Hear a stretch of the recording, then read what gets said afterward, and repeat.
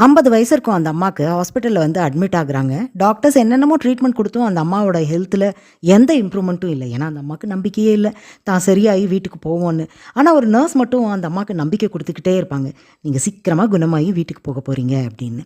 அந்த அம்மா என்ன பண்ணுவாங்க, ஜன்னல் வழியா ஒரு மரத்த காட்டி, "அந்த மரத்தில பாருங்க, இலைகள் எல்லாம் விழுந்துட்டே இருக்கா, அதே மாரி என் வாழ்நாளும் குறைஞ்சிட்டே இருக்கு.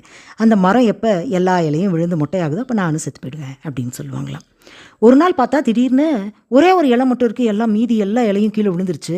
அப்ப அந்த அம்மா சொல்லுது, "நாளைக்கு அந்த இலையும் விழுந்துரும். நானும் செத்து போயிடுவேன்" அப்படின்னு.